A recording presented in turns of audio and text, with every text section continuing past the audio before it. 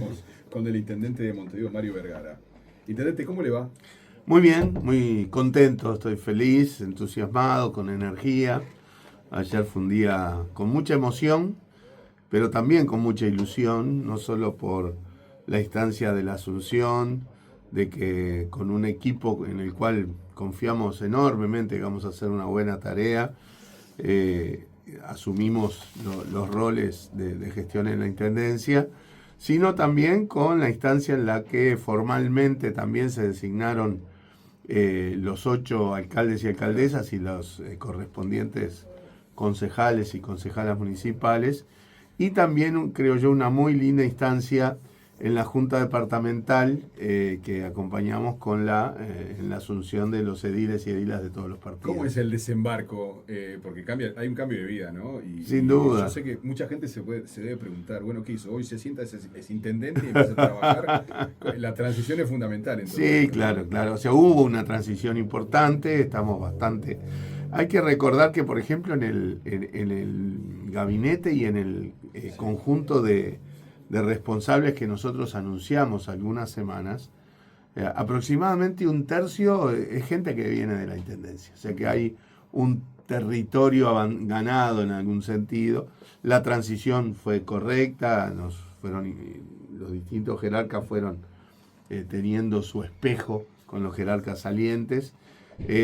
Pero bueno, de todas maneras hay un periodo de aterrizaje. Tuvimos una instancia que duró 3 días, que le llamamos de inducción, que fue básicamente gente de la Intendencia que nos ilustraba a las autoridades entrantes. Sí. ¿Asusta? ¿Es muy grande? No asusta, no asusta. A mí lo que más me genera es desafío, no susto. Es desafío y es expectativa. Pero es muy grande.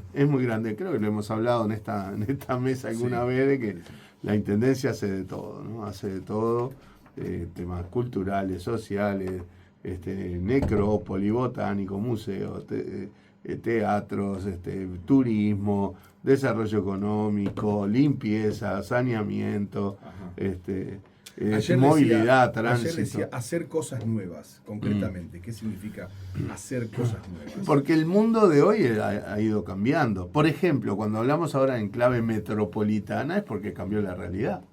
La interacción de Montevideo con Canelones y San José es otra hoy que hace 15 o 20 años. Que ha crecido rápidamente el número de gente que va y viene todos los días a estudiar, a trabajar. Yo ayer manejaba que hay entre 450.000 y 500.000 autos circulando en Montevideo, con lo cual una parte tiene que ver con esa cantidad de gente que viene de San José, de Canelones y de algún otro departamento todos los días. Y ayer el intendente de Canelones decía, vamos a resolver el tema del acceso a Canelones. Me imagino que hay un diálogo conjunto. Claro, porque están planteados los proyectos, hay 3 proyectos sobre la mesa que estamos analizando con la Intendencia de Canelones y con el Gobierno Nacional, porque son de una envergadura tal que sin el concurso del Gobierno Nacional no sería factible implementar, que son, corredores que a veces lo que cambia es la tecnología, ¿no? Si lo haces con ómnibus grandes articulados, o si lo haces con tren a nivel de piso, o si lo haces con un tren aéreo, digamos, pero que básicamente apuntan a darle agilidad al transporte colectivo en los principales ejes que mueven gente en Montevideo y en la conexión con Canelones, en este caso, Avenida Italia Yanatacio, 8 de octubre, Camino Maldonado, en fin, se están analizando, un poco conducido el proceso por el Ministerio de Transporte, los distintos proyectos, pero obviamente requieren un concurso muy importante de las intendencias, porque una cosa es tener la foto inicial y la foto final. Y si uno dijera, esto es un chasquido de dedos y las cosas se transforman, claro. Fantástico, pero no es así. ¿Y calendario qué son proyectos muy grandes que requieren mucho tiempo, ¿no? 3, 4 años, dependiendo de cómo se procese, y que van a tener obviamente afectaciones en el medio, ¿no? Porque si uno está pensando en una transformación importante a lo largo de Avenida Italia o de 8 de octubre, eso afecta la movilidad transitoriamente, afecta a los comercios. Va en este periodo todo esto. Sí, sí, sí, sí. Sí, hay un diálogo bien claro de Gobierno Nacional, Intendencia de Canelones y Montevideo, con un compromiso claro de que esto arranca lo antes posible. No sé si resultados, pero ¿cuándo la gente va a empezar a advertir cambios en el sistema de recolección? Rápido, porque la experiencia que hay es que como el cambio consiste en pasar los contenedores de basura desde la vía pública hacia el domicilio, el edificio, la cooperativa, el cambio se ve rápido y es la experiencia que está habiendo en Santiago Vázquez, en Abayubá. Nosotros en la campaña estuvimos en Santiago Vázquez y la gente misma nos decía que fue un cambio sustancial e inmediato, porque en el diagnóstico uno de los problemas es que hay mucha basura durante mucho tiempo en la vía pública. El pasar a los contenedores intradomiciliarios o intraprediales permite ir sacando los contenedores de la vía pública. Entonces ahí debería haber una percepción de la gente bastante rápida. La percepción sí, pero la basura está. Bueno, no, pero el tema no es... Déjame aclarar esto. ¿La gente está obligada? No, pero. ¿Está obligada a meter para dentro la basura? ¿Yo tengo que estar obligado a meter el contenedor dentro de mi edificio? ¿Estoy obligado a eso? Y bueno, va a ser el sistema que instaura la ¿Qué pasa si digo que no? Sí, sí.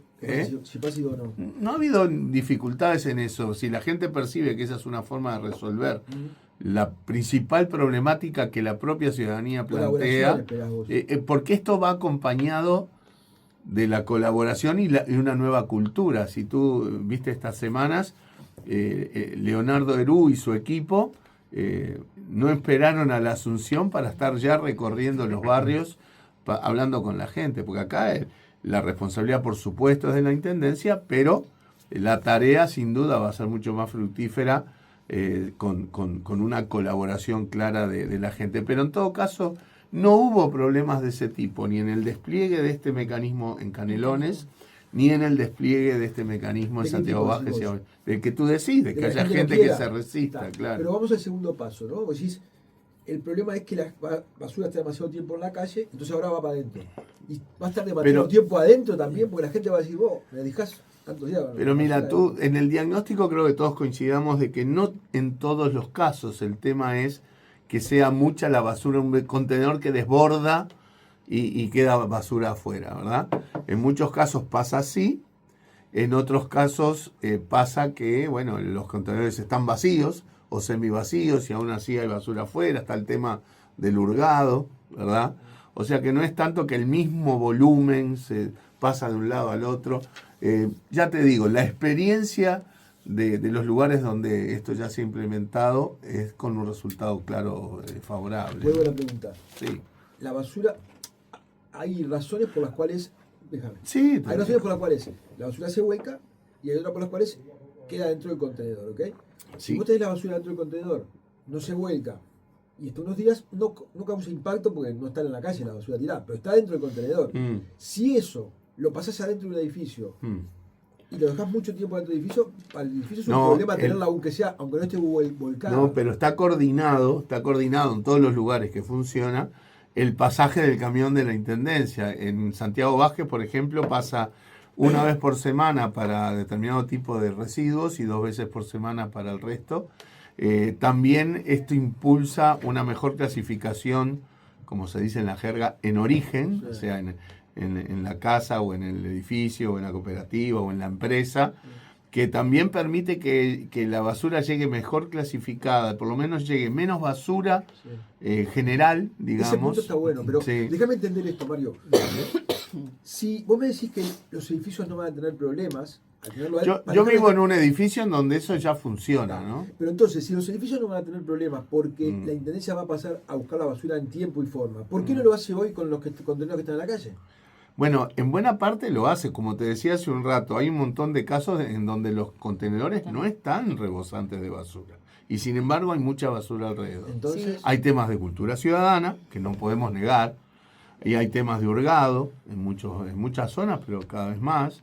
Entonces, esas cosas de alguna manera se van a evitar, porque si uno tiene contenedor dentro de su casa o de su edificio, partimos de la base que en este marco también de mayor cultura cívica en este terreno, las cosas se van también a ordenar. Con respecto a eso quería preguntarte, porque se habla, tienen bastante sistematizado, por lo menos se avanzó a tener información, ¿no? Como se decía eso, es importante tener información para poder ir tomando medidas, y se había georreferenciado, por lo menos se conocían los puntos calientes, diríamos, donde están las complejidades. Y ustedes detectan entonces que los problemas no son en los tiempos de recolección.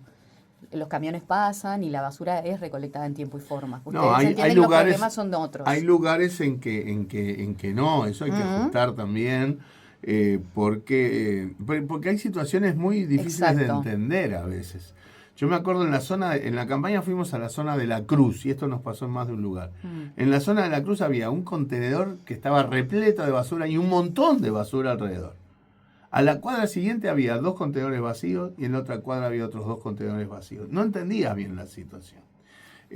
No, sin duda el hecho de que si el contenedor está rebosante y mucha basura alrededor es o porque es responsabilidad de la Intendencia, o porque el camión no pasó en tiempo y forma, o porque en ese lugar donde había un contenedor quizá tenía que haber 2 o 3. Pero lo que pasa es que ahora al pasar la basura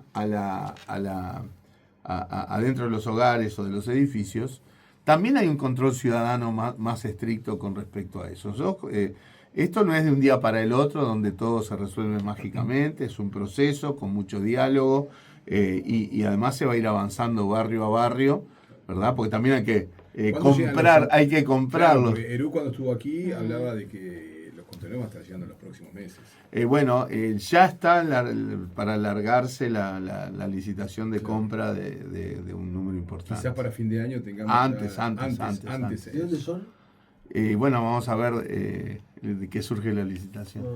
No sé. Pero entendemos que hay muchas empresas de plaza que ya tienen las líneas tiradas, digamos, como para hacer rápido este proceso, porque de hecho ya ha habido compras de estos. ¿Y cómo te imaginas, por ejemplo, cómo se imagina el intendente de Montevideo, en un barrio, por ejemplo, como Positos, el más densamente poblado del Uruguay? Y ahí está a base de edificios. Y edificios. Y bueno, va a haber edificios con su contenedor, que lo sacan a determinada hora, y los que no tienen edificio tendrán el contenedor en la calle. O puede ser intradomiciliario. Eso hay que ver dependiendo del número. Claro. Pero capaz que van a haber menos contenedores de los que tenemos ahora en la calle. Sin duda. Esa es una de las claves de la Quiere sacar esos contenedores. La mayor posible. Y también va en la conducta de la gente, incluso dentro de los edificios. En mi edificio, por ejemplo, hay un bolsón de reciclado y un bolsón de basura general, digamos. Claro. Y funciona perfectamente. Ahora, he ido a visitar gente amiga, en donde hay un cartelito en el espejo del ascensor, que es donde todos los edificios ponen sus mensajes, que decía que se habían sacado los bolsones de basura por el mal uso. O sea que la gente no respetaba el hecho de que en lo reciclado, en lo reciclable va solo lo reciclado. Si va mezclado, ya la intendencia misma te dice, no, esto ya no me sirve. Esas cosas son parte también de la solución del problema. Sí, y en los edificios me preguntan que no tienen portero, por ejemplo. Y bueno, habrá que ver los mecanismos, pero eso ya, vuelvo a decir, sucede ya en algunos. ¿Cómo? Siempre hay un vecino con vocación de portero. Pero a ver, el mismo esfuerzo que hace una persona para sacar su basura, y bueno, se reparte. Hay menos esfuerzo para la gente si se reparte una semana cada uno, ¿verdad? O sea, para todo todos tenemos que contribuir a esta sociedad. Vos que estás esperando el socialismo. Bueno, se logró en Canelones. En Canelones se logró, en Santiago Vázquez, en Nueva York, sí. Con respecto a todo esto, se necesita plata. Pasando a los números. Ahora, por ejemplo, veía que está encarado por el tema del transporte, ¿no? Y capaz después podemos volver para atrás a los subsidios y al enojo que tiene Salgado con respecto a la deuda que se le mantiene, que es parte de la gran deuda, o por lo menos los que más se adeudan con las empresas de transporte, de esos 156 millones que se heredan de deuda en la Intendencia. Ahora, ¿cómo...? De pesos, ¿no? De pesos. Sí. No me digan que son dólares porque ahí sí. Se le debe a las empresas de transporte, que son las que más se le debe.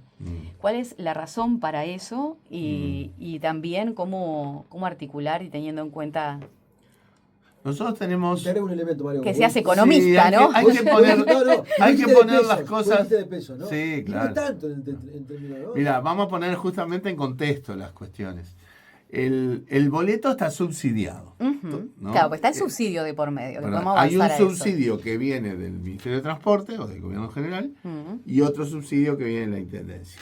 Estamos hablando de ese subsidio, que son más o menos unos 150 millones de pesos por mes. Por lo tanto, sí, hay un retraso que equivale a un mes. Está bien que las empresas lo reclamen porque son parte de su ecuación de gestión financiera, de pago de salarios, o sea, está bien que las empresas lo reclamen, pero es el equivalente a un rezago de un mes. Está claro que esas cosas hay que cuidarlas porque el sistema tiene que seguir funcionando con fluidez, ¿verdad? Pero creo que le quitaría un poco de dramatismo. Creo que el problema también fue un tema más bien de comunicaciones, de relacionamientos que de alguna manera enturbiaron un poco la relación. Pero en términos financieros esa es la dimensión que a veces dice, 150 millones suena grande en cualquier moneda, lo entiendo, excepto en liras turcas, pero en la dimensión de lo que es el subsidio, esto equivale al subsidio de un mes. Sí, pero lo que vos decías, es un tema de fondo. Fue muy duro con lo que fue este último tramo de Zunino, porque también las declaraciones de Zunino apuntaban a eso, ¿no? Es muy fácil si está subsidiado por el Estado ser empresario en este país, bla, bla, bla. Y aparece el subsidio ahí en el medio también, como claro. Un tema en un sistema de transporte que podemos ver, hablabas de todo lo que se puede llegar a proyectar, pero también está en este otro tipo de problemas. Claro, pero por eso decía que yo creo que es más bien un tema de los relacionamientos. Pero que vos no estás plantado en ese lugar. No. Nosotros tenemos que... yo estoy plantado en el lugar que con los trabajadores, con las empresas, con las cooperativas, con las organizaciones sociales, con los partidos políticos, con la Junta. La clave es el diálogo y el entendimiento. Partiremos de diferencias o partiremos de intereses distintos, por supuesto, pero a base de dialogar y buscar soluciones, porque en el fondo es la gente la que está atrás. Yo creo que también un poco las formas que se dieron las cosas exacerbaron un poco los ánimos, porque no hace mucho tiempo las empresas tuvieron que tomar decisiones vinculadas a la inversión, sobre todo en la parte de los ómnibus eléctricos, que no es tanto solo los ómnibus, sino todo el equipamiento para cargar las baterías y todo lo demás, que es como la inversión inicial, es la inversión realmente gruesa. Y bueno, eso se hace en base a una perspectiva de un flujo financiero, dentro de los cuales está también el subsidio. Entonces, alteraciones en ese flujo, obviamente, complicaban también la situación. Pero parto de la base de que con diálogo estas cosas se van a ir allanando. ¿Es cierto que Vergara asume con un déficit 8 veces superior al 2023? Bueno, es lo que dan las cifras de las rendiciones de cuentas. Millones de Así es, son cerca de 90 millones de dólares. ¿Cómo se revierte? ¿Cómo se revierte? Bueno, primero con diálogo con el gobierno hay alrededor de una tercera parte, entre una cuarta y una tercera parte de eso que responde a menores flujos recibidos del gobierno central. La Intendencia también volcó recursos que no estaban previstos en años anteriores vinculados a la pandemia y demás, que después van complicándose, pero sobre todo esto no es una explicación para la comparación con 2023, sino más bien antes. En la comparación con 2023 han pesado sobre todo algunos factores que implicaron reducción de ingresos, que a veces son decisiones que están más allá de la Intendencia. Por ejemplo, en el Parlamento, en 2022, se votó que ya no tenés que pagar las multas cuando pagás la patente. O sea, se despegó el pago de multas y de la patente. La morosidad en el pago de multas aumentó enormemente. También en 2022, creo, la Suprema Corte falló en contra de la tasa de inflamables, que era un ingreso de la Intendencia, que también implicó una caída. En fin, cambió un criterio de gobierno, que es otra de las cosas que vamos a hablar con el gobierno, con relación al tema del pago de las tasas de saneamiento de los edificios públicos, que también implicó una caída. En fin, también hubo un cambio en un criterio contable, digamos, del Tribunal de Cuentas que se expresó en 2024, que tiene que ver con las diferencias cambiarias. De todas maneras, que haya una explicación para una buena parte de ese déficit no quiere decir que la situación no sea preocupante, requiera trabajar. ¿Cambian los planes? No, no los planes en cuanto a las orientaciones de política, no. Y en cuanto a las prioridades tampoco. El tema es que cuando más restricción financiera tenés que ser más claro en cuáles son las prioridades, porque cambian los ritmos y las trayectorias de cada una de las políticas. Mario, me llama la atención que menciones debe ser importante porque lo mencionas el tema de las multas, ¿no? Porque el cobro de las multas no es un cobro que se está dando a cambio de nada. Si la gente se empieza a portar bien, la intendencia se financia. Y bueno, ojalá que así sea, es lo mejor que nos puede pasar. Pero digo, porque no es una tasa de saneamiento, no es una tasa a cambio de un servicio. Pero cuando vos proyectás, cuando vos planificás, tenés una historia que vos decís, bueno, podrá bajar un poco, subir un poco, pero apuntás a que haya un flujo ahí en base a la conducta histórica de la gente. Obviamente hubo un pico de multas cuando se instalaron creo que a todos nos habrá pasado, cuando se instaló todo el sistema de cámaras, después la gente se fue adecuando al tema de las cámaras y aparecieron las aplicaciones y todo lo demás, pero aún así hay un flujo de multa. El tema es, más allá de eso... ¿El 25% de aporte del gobierno central se resuelve rápidamente ahora con el cambio de gobierno? Y bueno, va a ser parte del diálogo que tenemos con el Ministerio y con la Oficina de Planeamiento en estos días. ¿Tenés algún conocido ahí? Sí, los veo de vista. Son conocidos hasta que hablamos del bolsillo. Sí, es un órgano muy sensible. Según publica el diario El País, el saliente intendente Zunino emitió en el último día de su gestión 43 resoluciones reiterando gastos que habían sido observados por el Tribunal de Cuentas. Están vinculados al servicio de locomoción de la Intendencia. ¿Estaba al tanto de esto? No específicamente sobre esto, pero creo en general son la confirmaciones de gasto de observaciones del tribunal es una práctica sistemática en todos los organismos públicos, ¿no? Pero bueno, no estoy al tanto en concreto de este aspecto. También en concreto de eso no. Lo que sí igual quiero poner un poco en contexto, que el tema, está bien que el tema del foco en el déficit de la Intendencia de Montevideo esté, porque nos preocupa y porque condiciona el ritmo al que vamos a poder avanzar en las políticas. Pero no es una circunstancia aislada con respecto a el conjunto de los gobiernos departamentales. Incluso cuando se habla del mayor endeudamiento, hay que acordarse que para que la Intendencia se endeude requiere aprobación de la Junta Departamental con mayorías especiales. Cuando uno va a la deuda per cápita en el departamento, Montevideo es de los departamentos que tienen la deuda más baja. Hay departamentos que tienen 6, 7, 8 veces la deuda per cápita que tiene Montevideo y que algunos de esos departamentos tuvieron déficit en términos brutos incluso mayores que el de Montevideo, como el caso del departamento de Maldonado. Montevideo es el que más recauda también, ¿no? ¿Eh? Montevideo no es el que más recauda, la mitad de la población del Uruguay. Y bueno, claro, sí.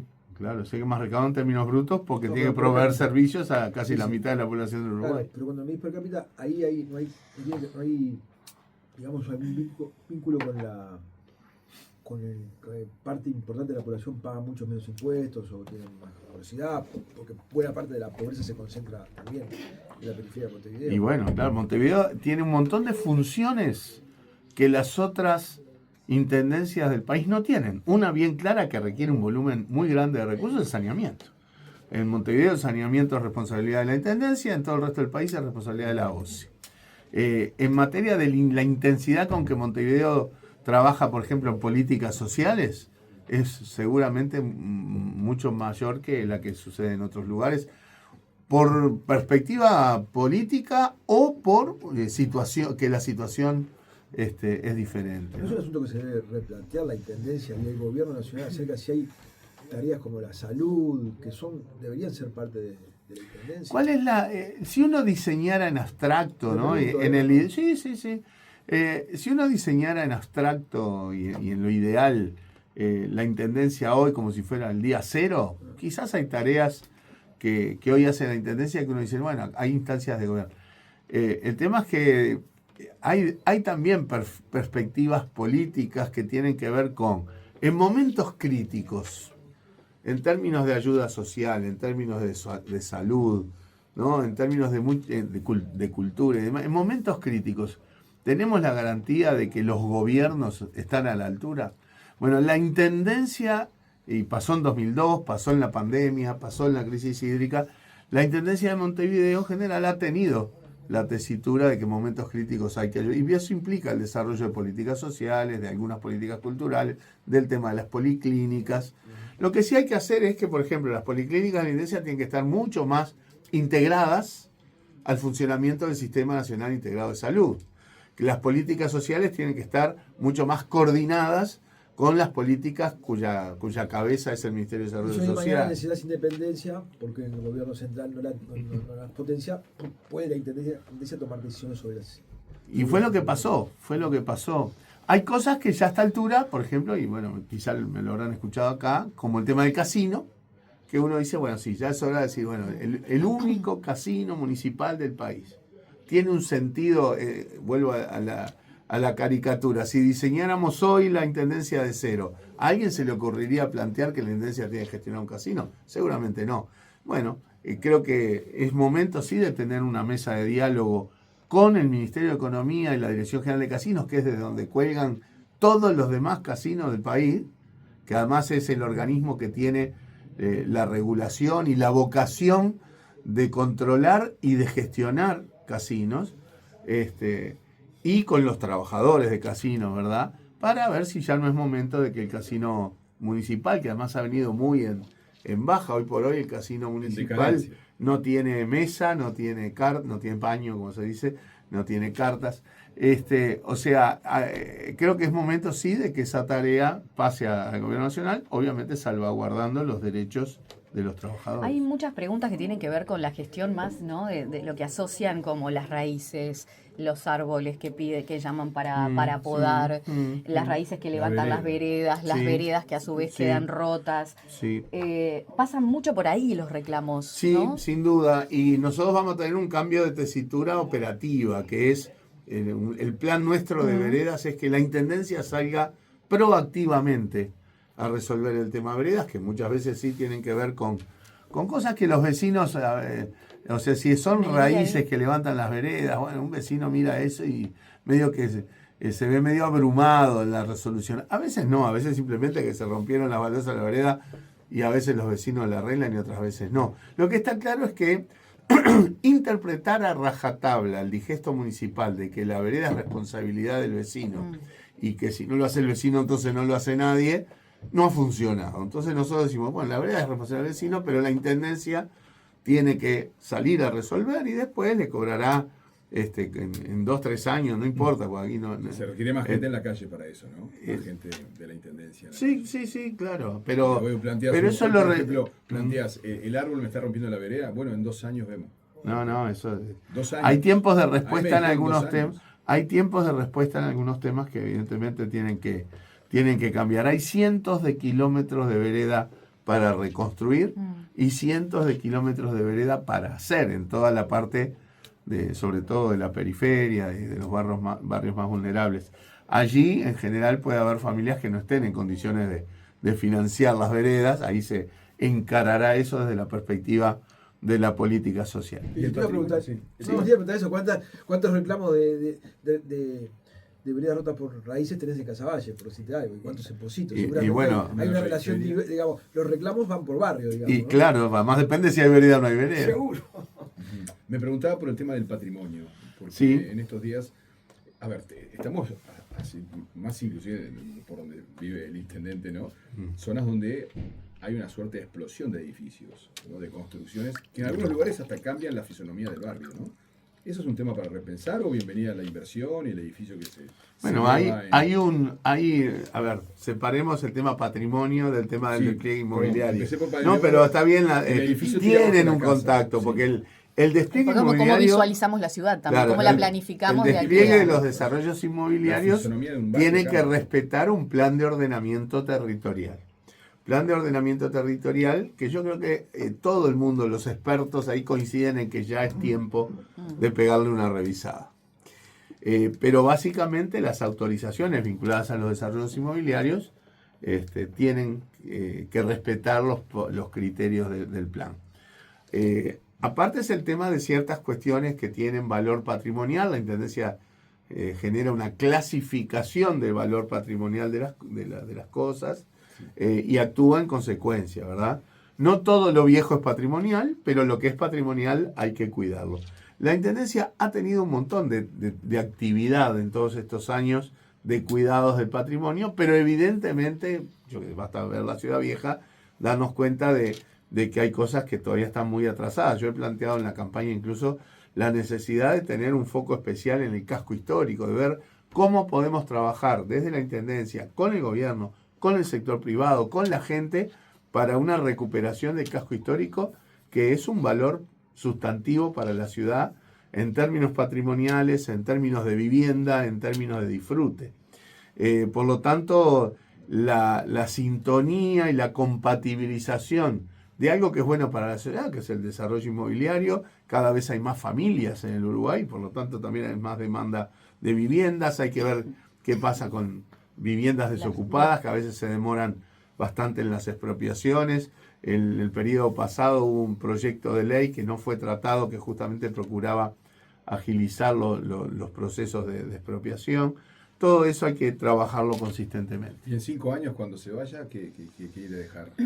Quiero dejar Quiere decir, bueno, me voy y esto. Un departamento con resolución de temas, por supuesto, más limpio, más ágil en el transporte, más disfrutable, pero para que sea realmente más disfrutable tiene que haber una mayor integración social, porque hoy muchos de nosotros tenemos el privilegio de disfrutar la belleza de Montevideo, pero hay compatriotas que lamentablemente no están en condiciones de disfrutar Montevideo. Bueno, si podemos avanzar en esa dirección. El desarrollo de la economía de la capital, dice usted, se refiere a eso. Desde la economía general, en particular también de la capital, y de las condiciones sociales y culturales de la gente, ¿no?